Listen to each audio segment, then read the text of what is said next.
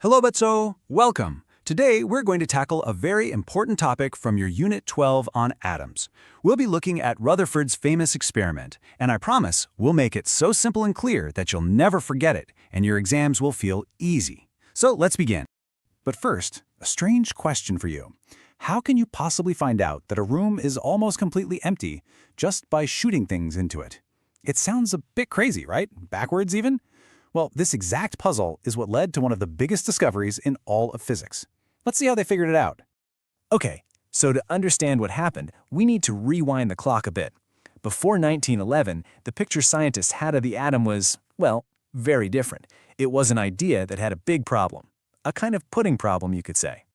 At that time, everyone believed in J.J. Thomson's plum pudding model. The idea was simple. An atom's positive charge was thought to be spread out everywhere, like a big cloud or a jelly. And inside this jelly, the tiny negative electrons were just stuck, like plums in a pudding or seeds in a watermelon. A perfect way to imagine this is to think of a watermelon. The whole red part, the fleshy part, that's the positive charge, all spread out. And the black seeds scattered inside? Those are the tiny electrons. So, according to this model, the atom was just a big, soft, positively charged sphere. Keep this picture in your mind. It's very important. Then, a brilliant scientist named Ernest Rutherford came along. He and his team decided, you know what, let's actually test this watermelon theory. So they designed a very clever experiment to see what was really going on inside an atom. And here's the simple idea behind their experiment. Imagine you're throwing tennis balls into a room. If the room is full of soft cushions, like the plum pudding atom, the ball should just go right through, maybe slowing down a little. But what if one of those tennis balls comes flying straight back at you? That would mean it must have hit something very hard and solid inside. So here's the setup they used. First, they had a source that fired alpha particles. You can think of these as tiny, very fast, positively charged bullets. Next, they aimed these bullets at an extremely thin sheet of gold foil, super thin. And all around it, they placed a special detector screen that would light up with a little flash whenever an alpha particle hit it. Simple enough, right? Now, based on the old watermelon model, they had a very clear prediction of what should happen. But what they actually saw, well, it completely rocked the world of science. It was a total shock. Let's just compare what they expected to what they observed. The prediction was that all the alpha particles would just sail straight through the gold foil, maybe getting gently pushed aside a little bit. But the reality was mind-blowing. Yes, most of them did go straight through. But, and this is a big but, some were deflected at huge angles. And even more incredibly, a very small number bounced almost straight back. Now this bounce back was a very rare event. We're talking about only 1 in every 8,000 alpha particles. But that tiny number was the crucial clue. It meant that even though most of the atom was empty space for the particles to pass through, there had to be something incredibly small, incredibly dense, and solid hidden deep inside. Rutherford himself described his shock perfectly. He said the result was as incredible as if you fired a 15-inch shell at a piece of tissue paper and it came back and hit you. Just think about that. That's how impossible and unbelievable this result seemed at the time. This shocking result could only mean one thing. The old plum pudding model was completely, totally wrong. And so, based on this powerful new evidence, Rutherford proposed a revolutionary new model of the atom. And here it is, the definition you absolutely need for your exams. Rutherford's nuclear model of the atom. The main idea is that all the positive charge and nearly all the mass of the atom is squished into a tiny little volume right in the center. They called this the nucleus. And the electrons? They are revolving around this nucleus from a distance. So Rutherford's conclusions were just brilliant, and they completely changed our view of matter.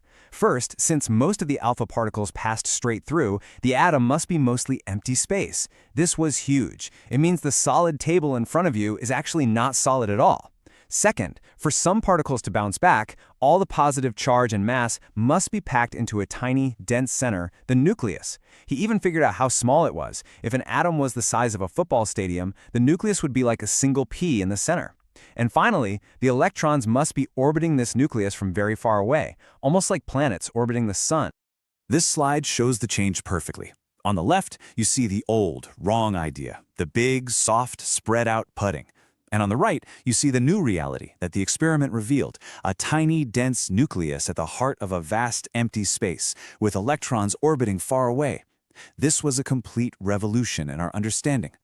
Okay, Bacho. Now please pay close attention. This part is critical for your exams. We're going to talk about some very common mistakes, the silent killers that cause students to lose marks on this topic. Let's make sure you don't fall into these traps.